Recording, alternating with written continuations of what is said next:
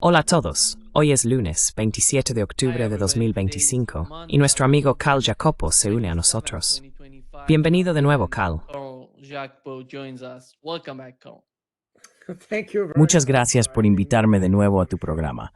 Gracias y hola a todos.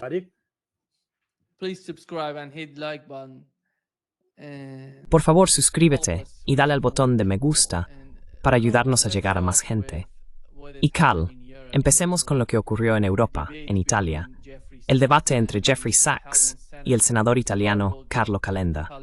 Esto es lo que dijeron para hacernos una idea del tono y del objetivo principal, porque estaban hablando de las causas profundas del conflicto en Ucrania. Así que esto fue lo que dijo Carlo Calenda. Cato, francamente. Es mi opinión. ¿Me llamas mentiroso? ¿Si él te llamó mentiroso? Pero, hagamos una cosa.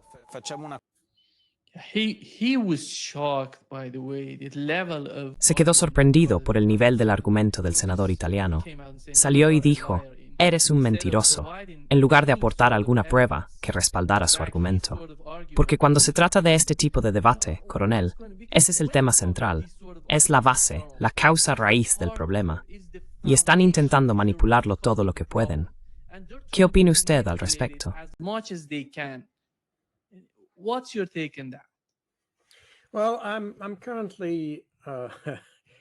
Bueno, actualmente estoy escribiendo otro libro sobre todo el asunto y el proceso que llevó a la guerra. Básicamente es un libro sobre el proceso de paz. En cualquier caso, repasé todos los acontecimientos del Euromaidán y es muy importante entender que ante todo, todos los documentos que estoy utilizando, ninguno de ellos es ruso, son todos documentos ucranianos. Y esos documentos en aquel momento explicaban exactamente lo que dice el profesor Jeffrey Sachs, documentos ucranianos. Así que eso significa que el senador de hecho está mintiendo. Verá, es muy importante. Y cuando dijo, por ejemplo, que los ucranianos estaban mayoritariamente a favor de Europa, eso es totalmente falso. Totalmente falso. De hecho, el Instituto Internacional de Sociología de Kiev realizó una encuesta en aquel momento.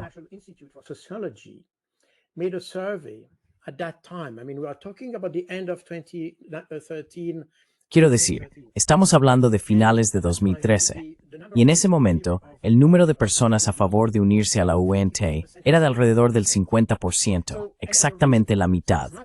La razón de eso no tenía que ver con ser pro-Putin, no tenía nada que ver con eso.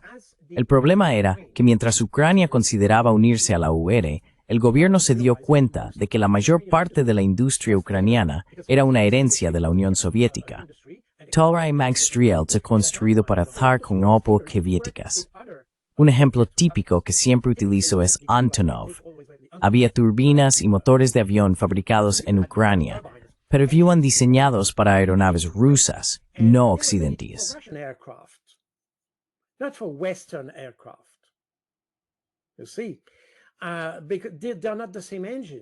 Verás, porque no son los mismos motores. Y este es solo un ejemplo. Tenemos muchos otros, por cierto, y eso se reflejó en lo que ocurrió en 2023, cuando Ucrania, o más bien cuando los europeos, querían más cereales, trigo y todo ese grano vendido a Europa. Europa se negó. De hecho, algunos países europeos impusieron una prohibición a los cereales ucranianos porque no tenían la misma calidad, no estaban hechos para el mercado europeo.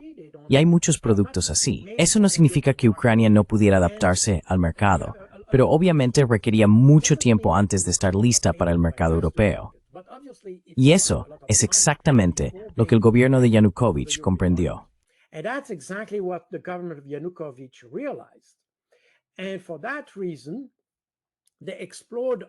Y por esa razón, exploraron opciones, hablo de 2013 ahora, para mantener la unión aduanera que tenían con Rusia y también un acuerdo con la Unión Europea. Así, Ucrania podría haberse beneficiado de la unión aduanera con Rusia y al mismo tiempo habría obtenido beneficios de una unión aduanera con la Unión Europea, por así decirlo. Estaban a punto de firmar un acuerdo, pero entonces la UE se negó a aceptar este tipo de solución tripartita, que por cierto fue propuesta por el gobierno ucraniano en acuerdo con el gobierno ruso. Y el gobierno ruso nunca se opuso a que Ucrania se uniera a la Unión Europea. Dijeron, no tenemos absolutamente ningún problema con eso. Por supuesto, queremos mantener nuestros propios intereses. We have absolutely no problem with that. Of course, we want to keep our own interests, and therefore, kind of a triangular relation would. Y por lo tanto, una especie de relación triangular habría sido lo óptimo. Pero esa fue una propuesta de, bueno, hubo un grupo de trabajo establecido por el gobierno ucraniano para estudiarla. ¿Y quién lo rechazó? La Unión Europea. Dijeron que no había manera, o Rusia o Europa, nada intermedio.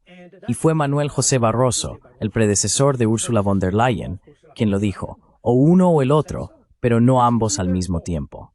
Y eso creó un problema para el gobierno ucraniano. Como resultado, el gobierno ucraniano pidió una pausa en las negociaciones porque tenía que reconsiderar cómo adaptarse a eso, ya que era un problema para su industria. La industria ucraniana no estaba preparada, no estaba lista para Europa, por así decirlo. Y por lo tanto, pidieron una pausa en las negociaciones para estudiar soluciones alternativas.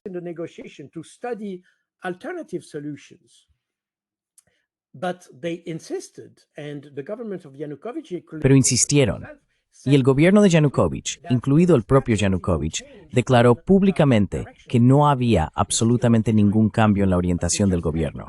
Seguían queriendo unirse a la UE, pero solo tenían que ajustar las modalidades para adaptarse a la industria ucraniana. Y fue exactamente en ese momento cuando comenzó el Maidán. Cuando hablamos del Maidán, ahí es donde el senador italiano está siendo deshonesto, porque en realidad hubo dos Maidanes. El primer Maidán fue una especie de protesta pacífica de la sociedad civil. Simplemente personas como tú y como yo que salieron a las calles y se manifestaron pacíficamente, simplemente para mostrar que estaban a favor de mantener el proceso con la Unión Europea.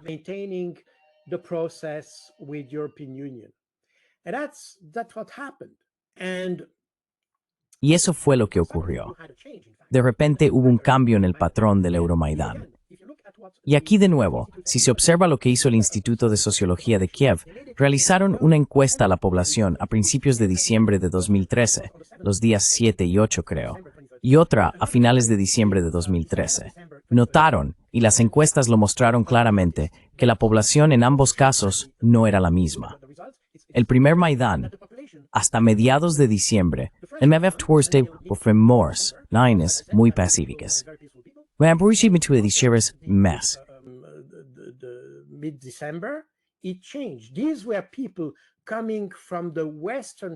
Estas eran personas que venían de la parte occidental de Ucrania, concretamente de la zona que no es étnicamente ucraniana. Y eso es muy importante, porque si se observa el mapa de Ucrania, se verá que la región llamada Galicia es de hecho un vestigio del antiguo imperio austrohúngaro, que fue desmantelado al final de la Primera Guerra Mundial. La gente de allí sigue viviendo en las zonas de Leópolis, Ivano-Frankivsk y Ternópil. Y esas personas no son ucranianos étnicos, dependiendo de lo que se considere ucraniano. Pero estas eran personas que ante todo no son ortodoxas, son católicas. Eso es muy importante. Por cierto, esta es la única parte católica de Ucrania.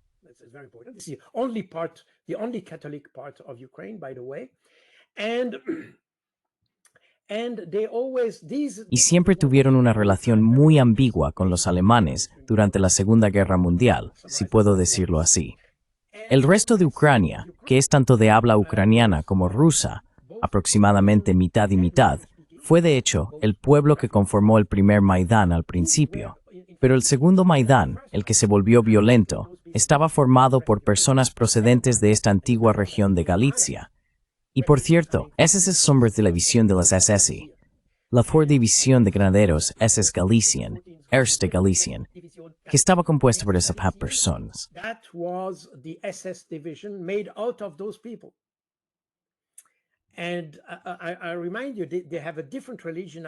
Y os recuerdo que tienen una religión diferente a la de los demás. Son étnicamente distintos del resto.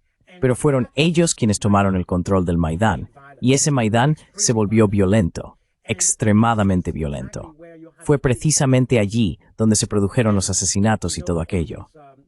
Y sabemos todo esto, las personas que fueron asesinadas y demás. En 2023 hubo un tribunal, un juzgado ucraniano, que juzgó a quienes supuestamente eran responsables de los asesinatos. Agentes de policía ucranianos que, según se decía, habían disparado a la gente por órdenes del gobierno de Yanukovych. Algunos de ellos fueron acusados. There were some people who were indicted,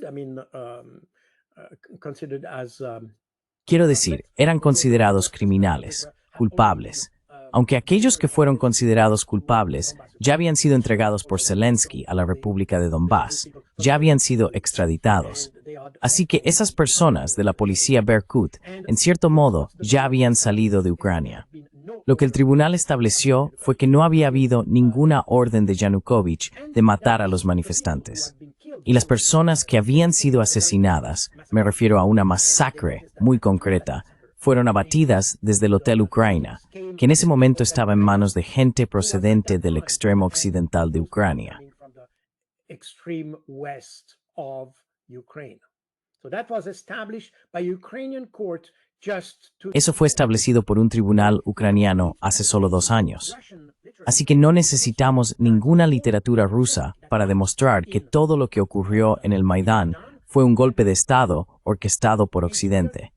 Y esto es, no sé cómo la gente, quiero decir, he oído, y Jeffrey Sachs lo mencionó, que se pagó a algunas personas. No he investigado eso. No sé si se pagó a la gente para manifestarse. No lo sé. Pero lo que sí sé es que quienes participaron en la violencia, que finalmente llevó al derrocamiento del gobierno, no provenían de los ucranianos comunes. Provenían de la extrema derecha. Eran ultranacionalistas de la parte occidental de Ucrania. the ultranationalist faction of the western part of Ukraine. And on the 21st of February, El 21 de febrero de 2014, la situación en el país se había agravado. Había disturbios y desórdenes por todas partes. El gobierno aceptó negociar con los manifestantes y accedió a convocar nuevas elecciones, así como a retirar de las calles a todas las fuerzas policiales y de seguridad. El acuerdo fue firmado por los principales partidos ucranianos, incluidos los principales partidos nacionalistas, y por supuesto, por el gobierno. Fue supervisado, o más bien garantizado, por 3 países, Francia, Alemania y Polonia. De hecho, el acuerdo también fue firmado por los ministros de Asuntos Exteriores de esos 3 países, el señor Sikorski por Polonia, el señor Laurent Fabius por Francia y por Alemania, cuyo nombre no recuerdo ahora. and for Germany, I don't have the name in mind now. But the thing is, Pero la cuestión es que eso fue el 21 de febrero. Inmediatamente, Yanukovych cumplió con el acuerdo y ordenó a las fuerzas de seguridad que abandonaran las calles. Y lo que pasó, pasó. Lo que tenía que pasar, pasó. El día 22, los manifestantes no cumplieron con el acuerdo. Asaltaron el Palacio de Gobierno y otros edificios gubernamentales. En esa situación, como Yanukovych temía por su vida y la de su familia, se marchó. Así fue como fue derrocado y un nuevo no elegido llegó al poder. La primera decisión de las nuevas autoridades fue cambiar el estatus del idioma ruso en Ucrania, con la ley Kivalov-Kolesnichenko. Kovalov-Koleshenko, you had Fue un acuerdo según el cual el ruso y el ucraniano serían los 2 idiomas oficiales de Ucrania. La primera decisión de las autoridades no elegidas en 2014 fue derogar esta ley, lo que provocó disturbios en todas las zonas de habla rusa de Ucrania. No sé dónde estaba el senador que supuestamente estuvo allí. No estoy seguro de que mirara en la dirección correcta. O quizá estaba con esos ultranacionalistas. Probablemente esa sea la verdadera razón. Seguramente estaba detrás de esa gente y por eso no vio lo que ocurrió. Pero estos son hechos. Y en Crimea, repito una vez más, no hubo ninguna invasión rusa de Crimea. invasion, Russian invasion in Crimea. In Crimea, by the status of force agreement, En Crimea, en virtud del acuerdo sobre el Estatuto de las Fuerzas firmado entre Rusia y Ucrania antes de aquellos acontecimientos. De hecho, desde la independencia de Ucrania en 1991, Rusia tenía permiso para estacionar tropas en Sebastopol y en otros lugares de Crimea. Esto se debía a que la flota del Mar Negro tenía parte de su base en Sebastopol. Como resultado, Rusia estaba autorizada a tener hasta 25,000 soldados en Crimea. En el momento de los acontecimientos del Maidán, Rusia tenía allí unos 22,000 soldados. Ese era el contingente ruso, que en aquel momento estaba completamente legalizado en la península. Al mismo tiempo, también había fuerzas ucranianas, unidades regulares del ejército ucraniano en Crimea, y ellas también contaban con unos 22,000 soldados allí.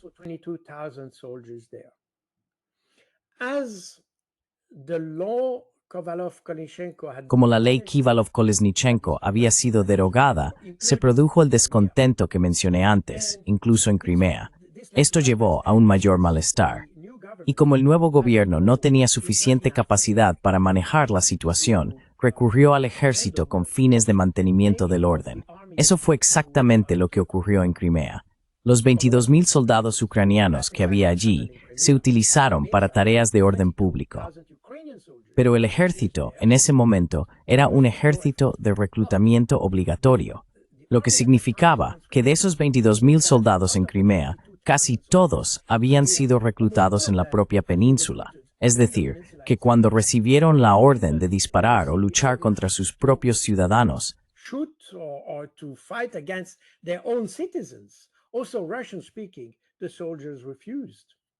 además, al ser de habla rusa, los soldados se negaron. Eso fue exactamente lo que ocurrió en Odessa en 1905, creo, con la historia del Potemkin. Exactamente lo mismo. Los soldados se negaron a disparar contra sus propios ciudadanos. ¿Qué pasó? Y no hace falta recurrir a los medios rusos para verlo. Se mostró en los canales de televisión ucranianos. Un diputado de la Rada, el señor Vinik, dijo en la televisión ucraniana que de los 22,000 soldados ucranianos estacionados en Crimea, 20,000 se pasaron al lado ruso. Es decir, el 90% se marchó y se unió a los manifestantes de habla rusa, de hecho, con sus propias armas y todo eso.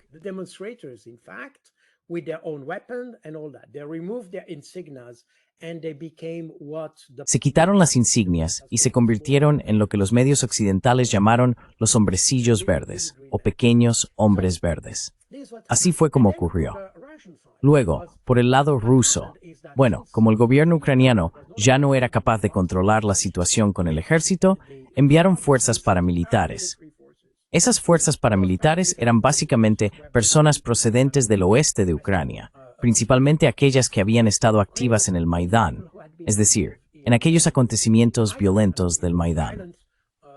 Los paramilitares llegaron muy rápidamente a Crimea para golpear a los manifestantes, y entonces la situación se volvió extremadamente sombría.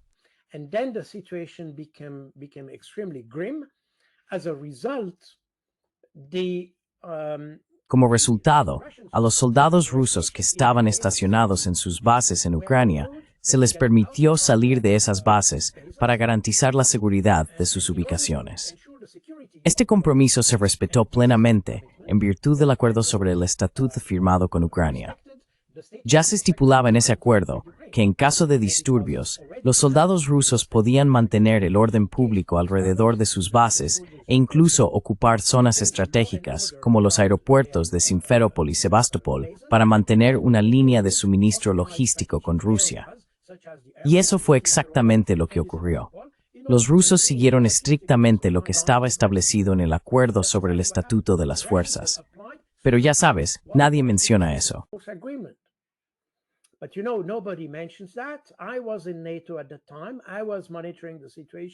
En aquel momento, yo estaba en la OTAN. Estaba supervisando la situación desde el cuartel general de la OTAN, porque como he dicho muchas veces, estaba a cargo del tema de la contraproliferación de armas pequeñas y ligeras, especialmente en el área de la OTAN, aunque no solo allí. Así que formaba parte de mis tareas seguir lo que ocurría en Ucrania. Como resultado, vi exactamente lo que sucedió en aquel momento. Por eso creo que nunca se ha mencionado en los medios, aunque sí apareció en los medios ucranianos. Todo se publicó, es muy importante decirlo. Así que no hace falta recurrir a la propaganda del Kremlin ni a nada parecido. Como dice este senador, este tipo está muy mal informado y acusa a la gente de mentir.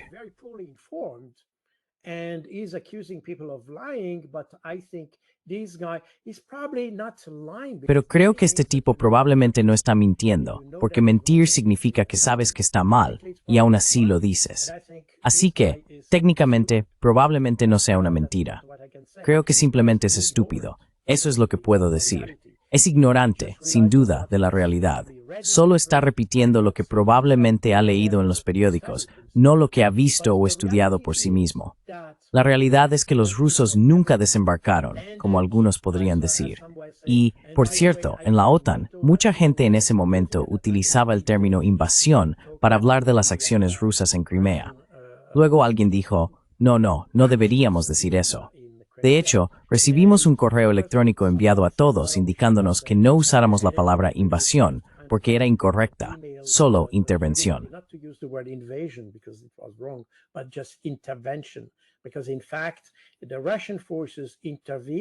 Porque de hecho, las fuerzas rusas intervinieron, según lo establecido en el acuerdo sobre el Estatuto de las Fuerzas, para proteger su propia zona y para proteger a los civiles. Quiero decir, eso es normal. Y todo lo que dije fue posteriormente confirmado por Vladimir Putin, que permitió a los soldados llevar a cabo algunas actividades de mantenimiento del orden con el fin de proteger a los civiles, porque estaban siendo golpeados por otros. Pero no hubo, digamos, una intervención externa de las fuerzas rusas en Crimea. Les recuerdo que Crimea, mediante referéndum, se había separado de Kiev en 1991, antes de que Ucrania se independizara. Crimea había recuperado su estatus de República Socialista Autónoma de Crimea, el estatus que tenía antes de 1954, antes de que Khrushchev entregara Crimea a Ucrania.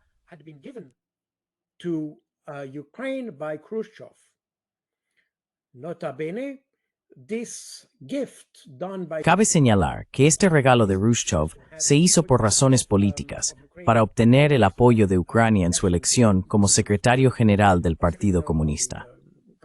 Pero esta transferencia nunca fue validada por la República Socialista Rusa, la República Socialista Ucraniana, ni por el Parlamento de la Unión de Repúblicas Socialistas Soviéticas. Por lo tanto, nunca fue aprobada legalmente por las autoridades legislativas de Rusia, Ucrania o la Unión Soviética en ese momento. Y por eso, en 1991, Crimea celebró el primer referéndum de la Unión Soviética sobre autonomía. Este primer referéndum tuvo lugar el 20 de enero de 1991. Y Crimea recuperó, no la independencia, porque no era independiente, sino la autonomía.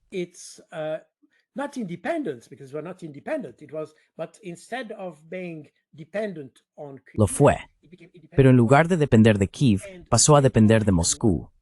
A finales de 1991, Crimea adoptó su propia constitución y declaró su independencia total en 1992, mientras que Ucrania declaró su independencia en diciembre de 1991. Así que eso significa que en 1992 Crimea era independiente, pero Ucrania se negó a reconocerlo. Por lo tanto, entre 1994 y 1995, Ucrania de hecho anexionó Crimea, derrocando por la fuerza al presidente de Crimea con fuerzas especiales y recuperó el control de la península. De hecho, Ucrania anexionó Crimea en 1995. El problema es que nadie menciona esto, porque por supuesto, eso destruiría por completo toda la narrativa.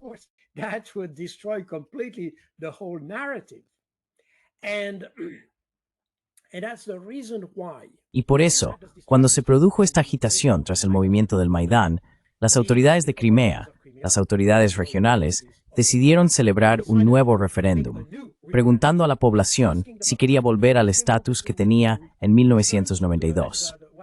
Esa fue la pregunta que se hizo a los ciudadanos, y todos respondieron que sí, que querían regresar a ese estatus. A partir de ahí, el Parlamento de Crimea solicitó a la Federación Rusa unirse a la Federación Rusa. Así que hubo un proceso democrático que, de hecho, fue una repetición del que ya había tenido lugar más de 20 años antes. Y por esa razón, Rusia no devolverá Crimea. Pero creo que toda la pequeña secuencia que hemos visto es sumamente inquietante, porque pienso que los políticos que tenemos en Europa no son plenamente conscientes de toda la historia de lo que ocurrió en el Maidán.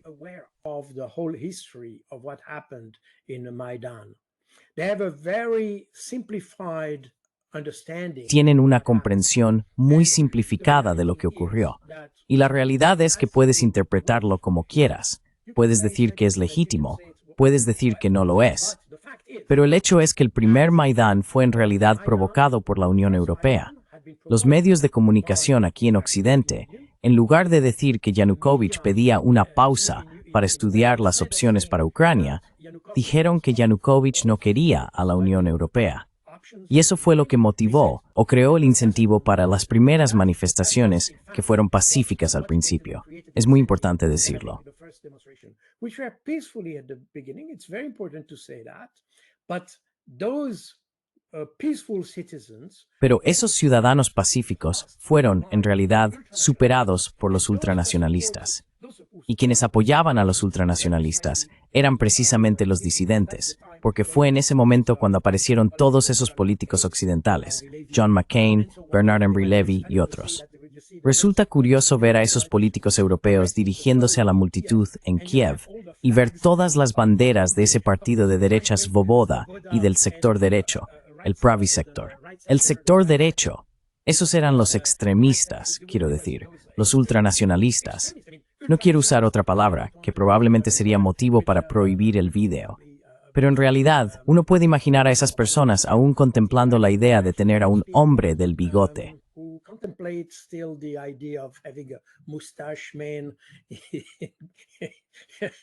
in Kiev. And all our politicians, in fact, turned. Y de hecho, todos nuestros políticos hicieron la vista gorda ante esos extremistas para impulsar la idea de que Rusia estaba en contra de la Unión Europea, lo cual es absolutamente falso. Rusia nunca ha intentado impedir que Ucrania se una a la Unión Europea. Eso es falso. Pero por supuesto, como podían ver que podría haber una desconexión económica con Ucrania, intentaron encontrar una solución para que Ucrania pudiera mantener relaciones normales con la Unión Europea sin romper los lazos con Rusia. Eso es todo. No hubo absolutamente nada más. Todo ocurrió por iniciativa de los ucranianos. Así que creo que aquí no sé exactamente qué dijo Jeffrey Sachs. I don't know exactly what Jeffrey Sachs said. I know that even those, again, I don't know what. Sé que incluso aquellos, bueno, de nuevo, no sé lo que dijo. No vi esa entrevista. Pero sé que mucha gente, incluidas aquellas que están, digamos, a favor o fuera de la corriente principal, pongámoslo así, ni siquiera conocen todos los detalles de lo que ocurrió.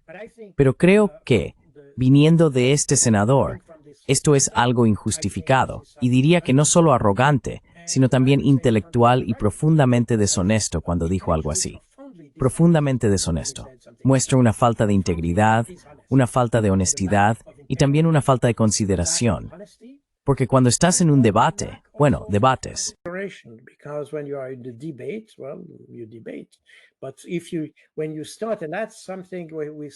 Pero cuando empiezas, y eso es algo que vemos con frecuencia cuando hablamos de Ucrania y todo eso, cuando la gente ya no tiene argumentos, empieza a atacar a la persona. Eso es muy típico de esas personas de extrema derecha.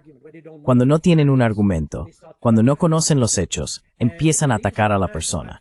Y esos ataques ad personam o ad hominem, en mi opinión, demuestran una profunda debilidad intelectual a la hora de abordar un problema. Porque si no eres capaz de ofrecer el argumento adecuado, significa que no estás lo bastante preparado. Y cuando tu única vía de escape es atacar a la persona que tienes delante, significa que no vales gran cosa.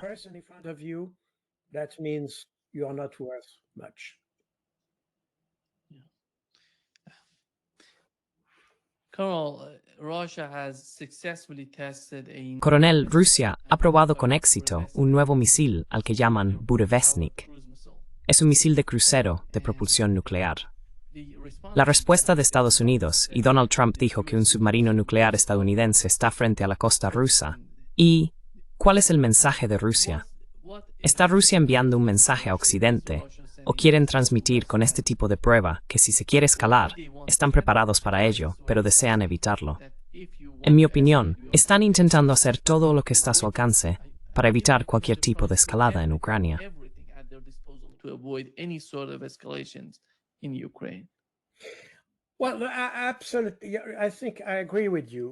Bueno, absolutamente. Creo que estoy de acuerdo contigo. Los rusos no quieren una escalada. Tienen armas extremadamente poderosas y ni siquiera están utilizando todo el alcance de su arsenal en Ucrania. Definitivamente, esa no era la idea. Recuerda que ha habido varias iniciativas para iniciar un proceso de paz.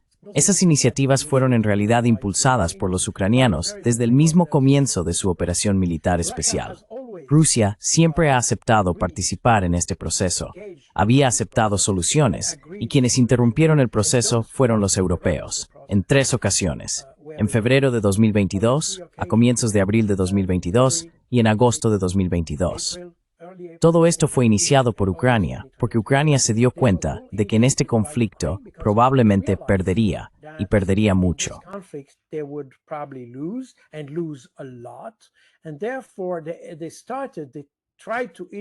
Y por lo tanto, intentaron iniciar un proceso, y cada vez Rusia dijo, de acuerdo. En abril de 2022, esto es bien conocido hoy en día, estuvieron a punto de alcanzar un acuerdo. En las 3 ocasiones fueron los europeos, no solo la Unión Europea, sino los europeos, porque Boris Johnson estuvo implicado, quienes impidieron la conclusión y la firma del acuerdo. Basándose en esos 3 intentos fallidos, en septiembre de 2022, Ursula von der Leyen envió un mensaje muy claro a Ucrania, diciendo que no habría apaciguamiento con Rusia ni negociación con Rusia.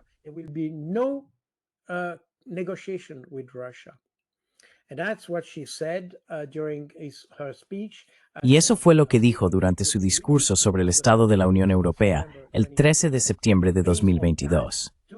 A partir de eso, 2 semanas después, el Consejo de Seguridad Nacional de Ucrania decidió prohibir cualquier negociación con Rusia mientras Vladimir Putin siga en el poder.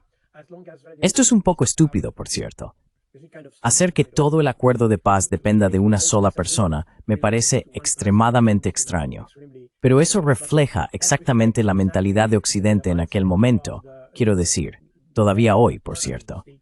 Y esta decisión del Consejo de Seguridad Nacional de Ucrania se convirtió en un decreto de Zelensky que entró en vigor el 4 de octubre de 2022.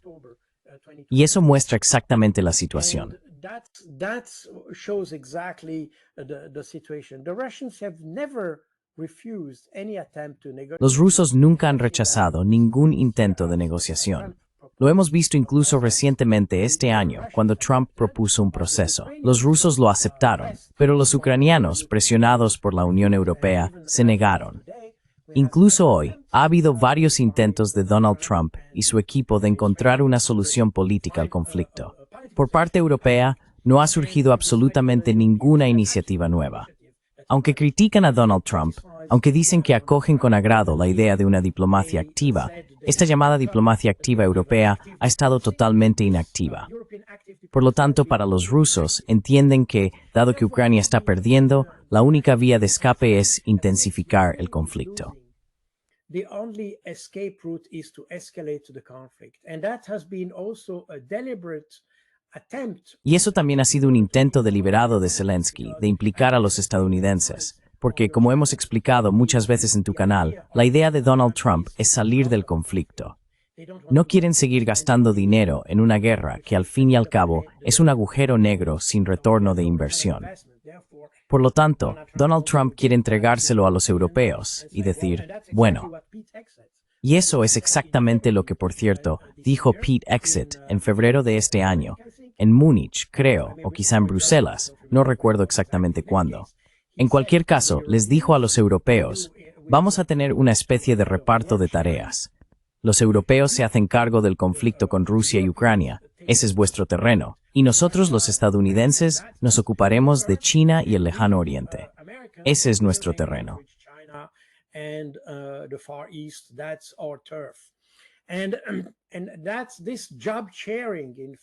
Y es precisamente este reparto de tareas, de hecho, lo que se había explicado claramente a los europeos. El problema es que los europeos no tienen la capacidad, ni siquiera la posibilidad, de sustituir a Estados Unidos en el apoyo a Ucrania. Como resultado, han hecho todo lo posible por mantener a los estadounidenses en el teatro europeo, por así decirlo. Y por esa razón, buscan una especie de escalada que obligue a Estados Unidos a implicarse. Eso fue exactamente lo que ocurrió en octubre del año pasado, hace aproximadamente un año, cuando Zelensky lanzó este ataque sobre Bryansk, que está a unos 120 kilómetros de la frontera, dentro del territorio ruso. Probablemente llevaron un misil ATACMS justo hasta la frontera para alcanzar esa distancia, porque normalmente mantienen los ATACMS a unos 60 o 70 kilómetros dentro del territorio ucraniano para evitar el fuego de artillería. Ukrainian borders in order to avoid artillery fire. But for that occasion, they probably made Pero en esa ocasión, probablemente intentaron acercarse más a la frontera para llegar a Bryansk. En respuesta, como los rusos entendieron que los ucranianos intentaban crear una especie de hecho consumado para la administración Biden, quisieron demostrar que estaban preparados para contrarrestar ese tipo de iniciativa de manera muy eficaz. Por eso los rusos lanzaron el misil Oreshnik contra la planta de producción de Dnipropetrovsk, Yuzhmash, que es una instalación de producción en Dnipropetrovsk.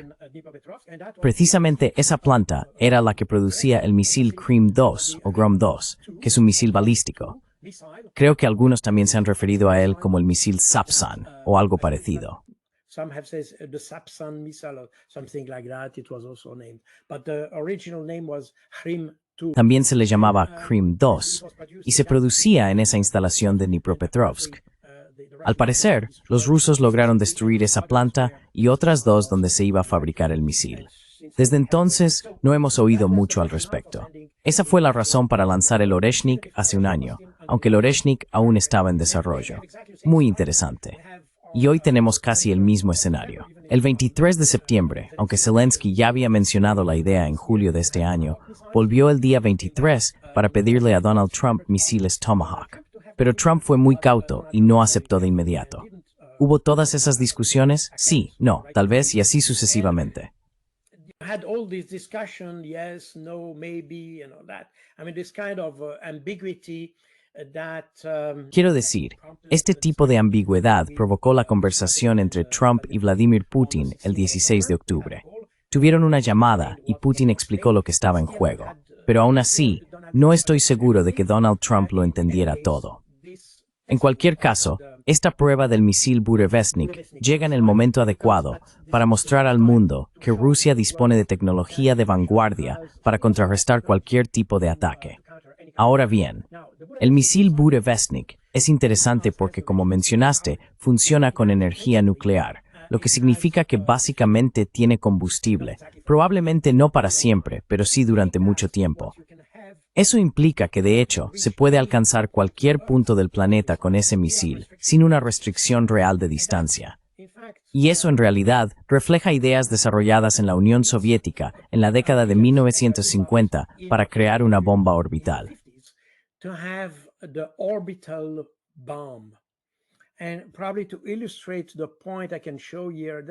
Y probablemente, para ilustrar el punto, puedo mostrar este dibujo que hice. Lo siento, está en francés, pero la gente probablemente lo entenderá. Aquí en blanco se ve una línea discontinua que muestra la trayectoria de un misil balístico. La idea del sistema de bombardeo orbital fraccional. De nuevo, este fue un concepto que se desarrolló y se contempló porque los soviéticos nunca lograron hacerlo realidad. Era que una bomba se colocara en órbita y pudiera entonces golpear a Estados Unidos, por ejemplo, desde detrás, por así decirlo. No alcanzaría tanta altura como un misil balístico, se mantendría en una órbita baja. Así que lo que tenemos ahora con el misil Burevestnik no es un misil que entre en órbita, pero dado que tiene su propio combustible nuclear, no necesita estar en órbita para recorrer distancias muy largas.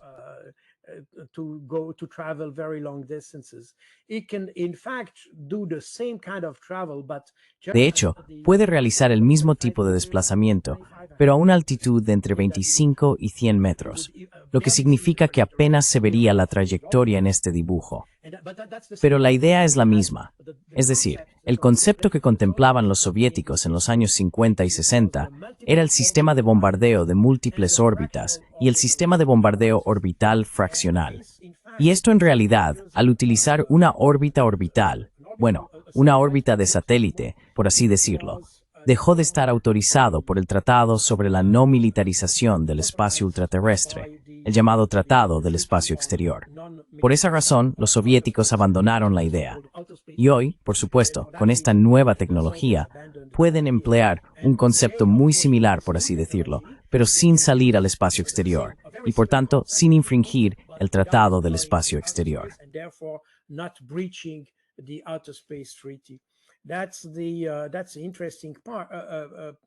Ese es el aspecto interesante de este nuevo misil. De hecho, puede amenazar a cualquiera en cualquier lugar del planeta, en la Tierra. Porque el sistema que se ha instalado, si observas los distintos cinturones de radar alrededor de Estados Unidos, tanto en el norte, incluyendo Canadá, como en el sur, está diseñado para contrarrestar amenazas balísticas y aéreas, es decir, amenazas que viajan a gran altitud, por así decirlo. Pero no están diseñados para contrarrestar amenazas como los misiles de crucero, o quizá algunos sí, pero probablemente no en todas partes. Existen radares capaces de rastrear misiles que vuelan muy bajo, por ejemplo a 25 metros, pero es extremadamente difícil seguirlos. Hay otros medios para hacerlo.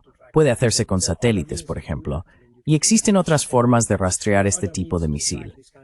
En cualquier caso, este tipo de misil representa sin duda un nuevo aspecto de la amenaza para Estados Unidos y para la OTAN, y por tanto probablemente era el momento adecuado para mostrarlo.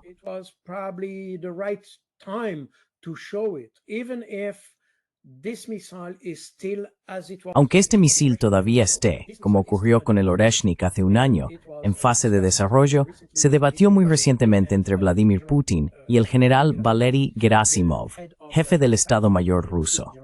Al parecer, Putin ha dado la orden de poner este misil en producción.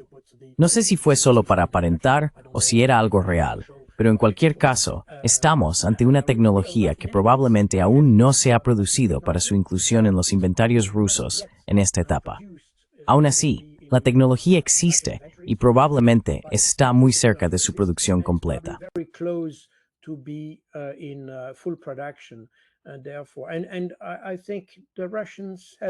Creo que los rusos tienen muchos de esos proyectos guardados en sus cajones. Es muy interesante, por cierto, el enfoque ruso. Lo utilizan como una forma de evitar cualquier intento de escalar el conflicto en Ucrania. Eso fue lo que hicieron la última vez, y eso es lo que están haciendo ahora. Recuerda que el Tomahawk también tenía capacidad nuclear, lo que significa que de hecho, si observas la amenaza nuclear, o la amenaza de usar armas nucleares en Ucrania, esta amenaza siempre, durante los últimos 3 años, ha sido iniciada por Occidente. Y eso comenzó el 24 de febrero de 2022, el mismo día en que Rusia lanzó la operación militar especial.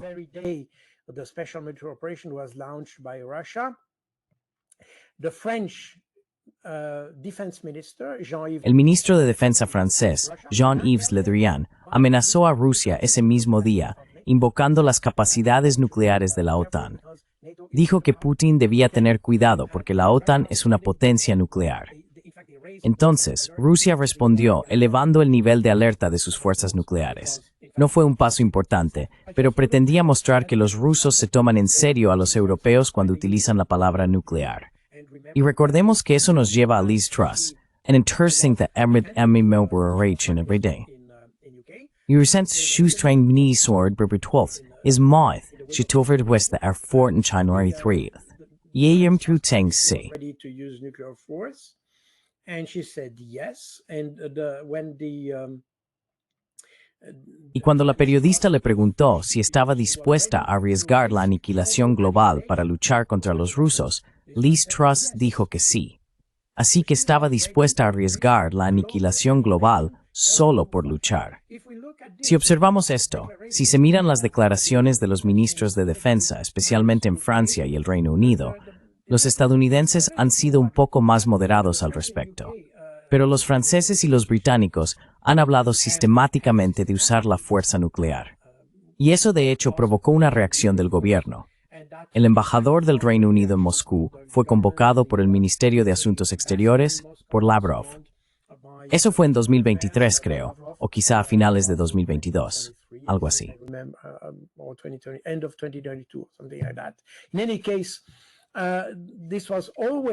En cualquier caso, siempre fue Occidente quien amenazó con usar la fuerza nuclear.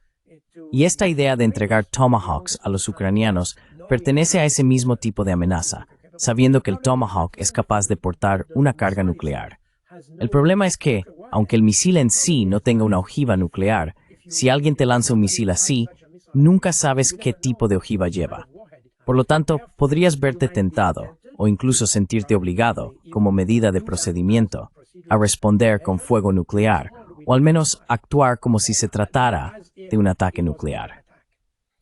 Ahí es donde Occidente ha sido extremadamente irracional con este tipo de cosas, especialmente los europeos. Es un juego extremadamente peligroso el que están jugando. This is an extremely dangerous game that they are playing. Carl, shifting the gear to the conflict in the Middle East. Carl, cambiando de tema al conflicto en Oriente Medio, la administración Trump envió al vicepresidente, junto con J.D. Vance y Rubio, a Israel. Parece que existen algunas diferencias entre la administración Trump y el gobierno de Netanyahu en lo que respecta a la anexión de Cisjordania. Trump dijo que no, y J.D. Vance lo repitió. Pero Netanyahu dijo, somos una nación independiente, podemos hacer lo que queramos. We are an independent nation. We can do whatever we want to do. Before going into that direction, the situation in Gaza, Carl, Antes de ir en esa dirección, Carl, la situación en Gaza, en mi opinión, si permitieran que los periodistas fueran allí, hicieran sus reportajes y finalmente descubrieran lo que realmente está ocurriendo en cuanto a víctimas, las personas que fueron asesinadas, las personas que fueron enterradas vivas, eso influiría enormemente en todo lo que sucede en Gaza y Palestina, entre Israel y Palestina.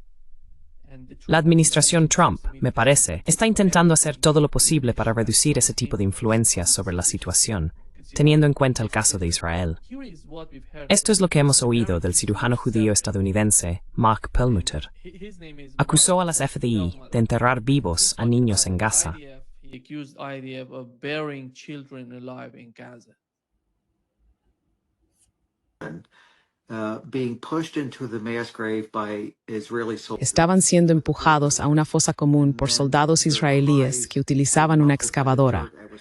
Sus gritos quedaban ahogados por la tierra que se vertía sobre ellos mientras eran enterrados vivos. Cuando los cuerpos fueron desenterrados más tarde, se encontraron las camisetas rojas y verdes de aquellos niños, cuyas manos habían sido atadas a la espalda. Ese tipo de monstruosidad, ese nivel de comportamiento atroz, en solo puede ocurrir si el odio se inculcativa desde el nacimiento. Is formulated by design from your birth.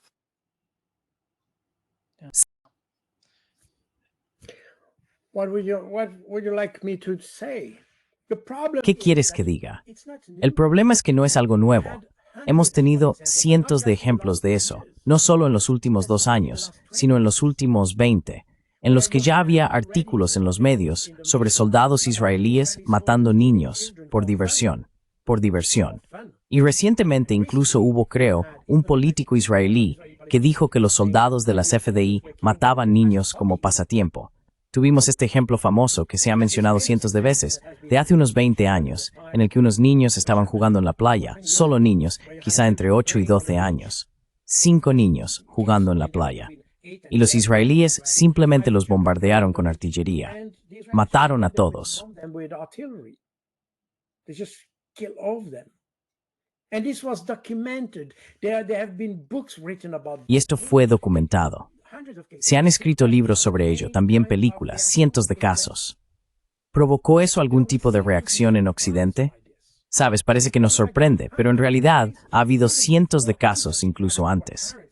Simplemente se ha vuelto más evidente en los últimos 2 años.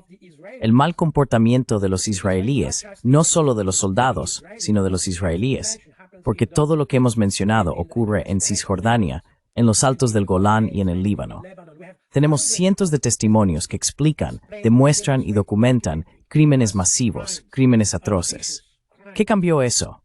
Puede que nos perturbe, o que Trump se sienta perturbado hoy, porque eso alteraría la imagen de su bonito tratado. That would disturb the image of his nice treaty, but the reality is that this is a reality. Pero la realidad es que esto lleva ocurriendo décadas, y ni un solo gobierno occidental ha reaccionado. Y todos lo sabemos, se ha demostrado. Quiero decir, las FDI han disparado contra diplomáticos que intentaban documentar la situación en Cisjordania o en Gaza. Las FDI les dispararon, por no mencionar a la Cruz Roja, la ONU y otros. Creo que la ONU ha pagado un precio muy alto a causa del ejército israelí. Creo que las mayores pérdidas que ha sufrido la ONU, si no me equivoco, fueron en el Líbano. Fueron bombardeados por la artillería israelí y no hubo disculpas. Los israelíes nunca se excusaron. Como dijo Bezalel Smotrich, el derecho internacional no se aplica al pueblo elegido. no es para los judíos, es para el resto del mundo. Los judíos están exentos del derecho internacional. The Jews are exempted for international law. And that's exactly the problem here. You see, this is something. Y ese es exactamente el problema aquí, ¿ves? Es algo que hemos mencionado muchas veces. Nadie actúa al respecto. Hay una sensación de impunidad en Israel. ¿Por qué deberían cambiar su comportamiento? Quiero decir, podemos criticarlos por sus acciones en Cisjordania y todo eso, pero sabemos que el territorio palestino, que incluye Gaza, Cisjordania y Jerusalén Este, es una sola entidad. Según la Corte Internacional de Justicia, cualquier presencia israelí en ese territorio es ilegal.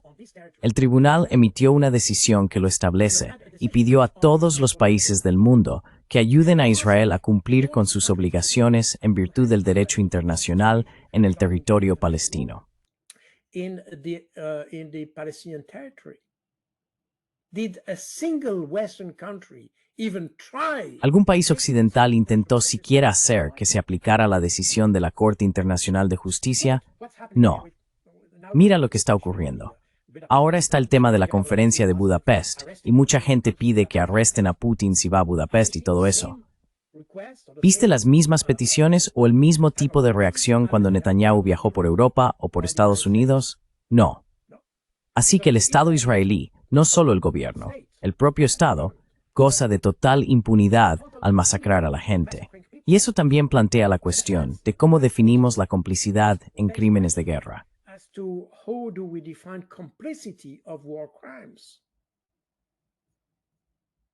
My personal view is that when you see Mi opinión personal es que cuando ves y sabes que una de las partes en un conflicto comete crímenes documentados, crímenes de lesa humanidad, incluso genocidio, y sigues apoyando a esas personas, no actúas en consecuencia, creo que eso equivale a complicidad, porque no estamos hablando de acusaciones. Verás, cuando hablamos de Rusia, cuando ocurrió el caso del Nord Stream, se consideró un acto terrorista, incluso un acto de guerra, y algunos hablaban de la posibilidad de activar el artículo 5 de la OTAN. Y hoy hemos sabido que, bueno, probablemente fue Ucrania. Y pasa lo mismo con cientos de otros casos. De hecho, formulamos acusaciones, y los juicios y decisiones políticas respecto a Rusia se basan en esas acusaciones. Y estamos dispuestos a ir a la guerra basándonos en acusaciones. enter war based on allegations. You know, you can even mention the whole drone issue that we Incluso se puede mencionar todo el asunto de los drones que vimos hace apenas un par de semanas. documented. No se ha documentado ni un solo caso que haya sido demostrablemente provocado o llevado a cabo por Rusia. Todos son acusaciones, y sabemos que son acusaciones. Lo sabemos perfectamente bien. Pero cuando escuchas a Emmanuel Macron, al primer ministro de Dinamarca, a Friedrich Merz y a otros, esas acusaciones se convierten en hechos. Y estamos dispuestos a ir a la guerra por eso. Ahora, cuando miras a Israel, donde tenemos crímenes documentados, no son acusaciones, son hechos documentados, probados. Lo tenemos en video, lo tenemos todo, y hasta están orgullosos de ello. Los israelíes incluso están orgullosos de eso. Y sin embargo, nadie actúa. And here nobody acts.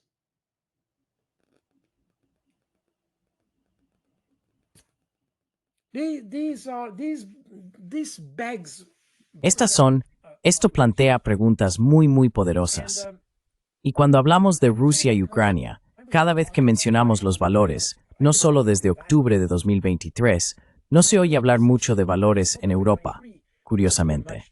Pero aún así, seguimos pensando que somos nosotros quienes tenemos valores y los demás no tienen ninguno. Por supuesto, una forma de eludir esto es decir que Hamas es una organización terrorista y por tanto, con los terroristas todo está permitido. De hecho, todos y cada uno de los países o estados occidentales practican la tortura contra los terroristas. Pero, según el derecho internacional, la tortura es tortura. No hay tortura buena ni tortura mala. Solo hay tortura. Y no porque alguien sea un terrorista se le puede torturar.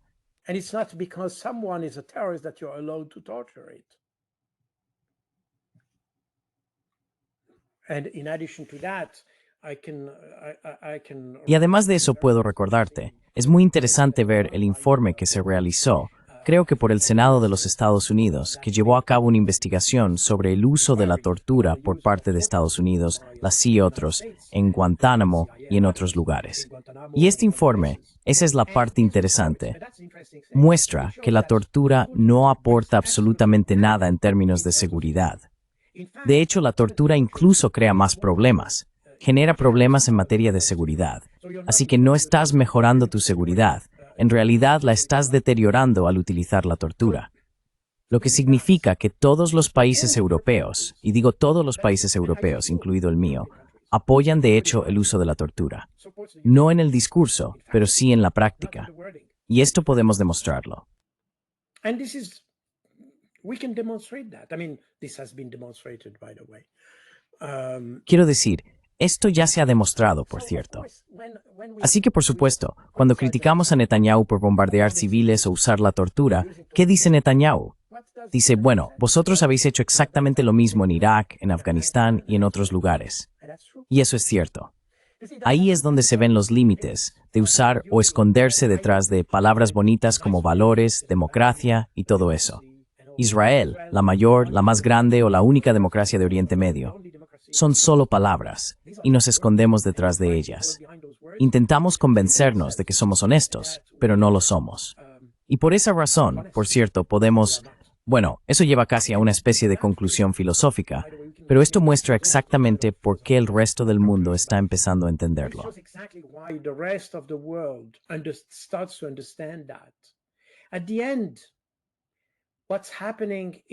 Al final, lo que está ocurriendo en Israel es un reflejo de la mentalidad occidental, porque en realidad estamos de acuerdo con lo que hace Netanyahu. Si no lo estuviéramos, actuaríamos para impedir que lo hiciera. Pero en realidad no, lo aceptamos. Así que, por un lado, tenemos esta retórica sobre los valores, la democracia, los derechos humanos, el derecho internacional y todo eso. Pero al mismo tiempo, cuando sucede ante nuestros propios ojos, no hacemos nada. Eso significa que lo aceptamos, que estamos de acuerdo con ello, e incluso decimos que Israel es un pedazo de Europa en Oriente Medio. Por eso participan en torneos de fútbol y festivales de canciones. Israel pertenece porque lo consideramos parte de Europa. Así que Israel no es más que el reflejo de nuestra propia sociedad. Esa es la conclusión trágica de todo esto. The tragic conclusion of that. And that's the reason why I think we will have... Y por eso creo que veremos una brecha cada vez mayor entre Occidente y el resto del mundo, porque el resto del mundo ve nuestra verdadera naturaleza. Cuando miran lo que está ocurriendo en Israel, ven la naturaleza de Occidente. Eso es todo. No es muy alentador, pero creo que debemos ser críticos con esto, porque al fin y al cabo muestra la decadencia de nuestros valores morales. Fingimos tener valores, pero no tenemos ninguno. Mira a toda esa gente. Ursula von der Leyen, todos ellos. Todos se enfrentan, por así decirlo, a procedimientos por corrupción y todo eso. Están implicados en escándalos de corrupción. Y siguen adelante, quiero decir. Todos ellos. Es simplemente increíble. All of them. This is just incredible. When I was young, quiero decir, cuando era joven, nunca experimentamos cosas así. Hoy en día todos son corruptos. Mienten descaradamente. Quizás en aquel entonces simplemente no podíamos verificar lo que decían. Es posible. El panorama informativo era muy diferente. Pero hoy sabemos que mienten. Podemos verlo. Puedes desmontar todo lo que dicen. Y aún así, los seguimos eligiendo. Los seguimos eligiendo, seguimos aceptando que estén al mando. Eso es lo sorprendente. Podemos criticar a Macron. Incluso fue elegido 2 veces. Y ahora los franceses se lamentan porque es un idiota. Y siempre lo ha sido.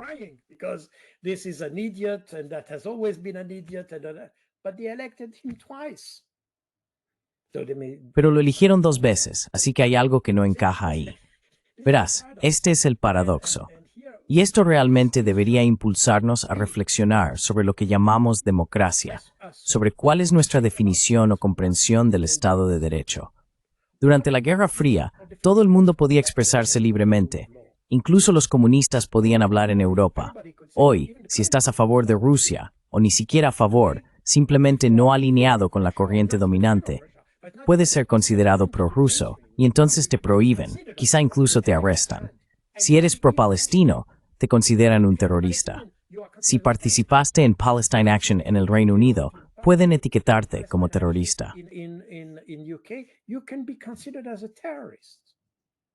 Even if you're 90 years old and Aunque tengas 90 años, aunque seas una persona honesta que paga impuestos y todo eso, sigues siendo considerado un terrorista porque te manifestaste contra los crímenes de guerra, el asesinato en masa, la tortura, el asesinato de niños, cosas así en Palestina. ¿Qué dice eso del gobierno del Reino Unido?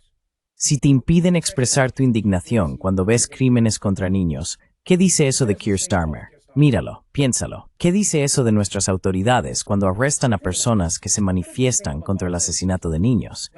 Por supuesto dirás, bueno, eso es normal, porque hay casos de pedofilia y todo eso, incluso con personas del gobierno en el Reino Unido, incluso políticos. Así que se considera normal.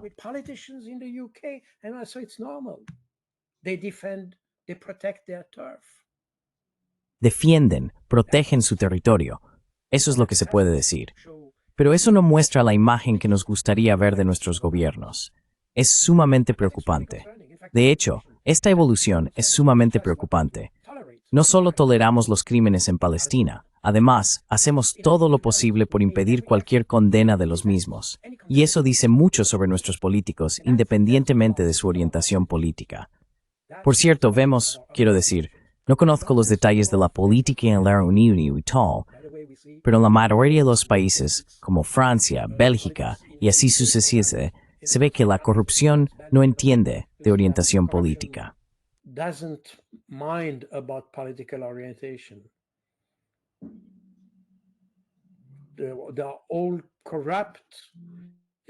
Son todos corruptos, son todos estúpidos, son todos ignorantes. Están en sus cargos no porque sean capaces, sino porque pudieron sobornar a alguien, o ya sabes, por algún tipo de maniobra política, en lugar de por competencia, inteligencia o sentido de servicio al país. Porque todos los políticos, y eso es muy importante, no son los ciudadanos quienes sirven a los políticos, son los políticos quienes sirven a los ciudadanos. Deberían recordárselo. As knows your straightforwards, no revés.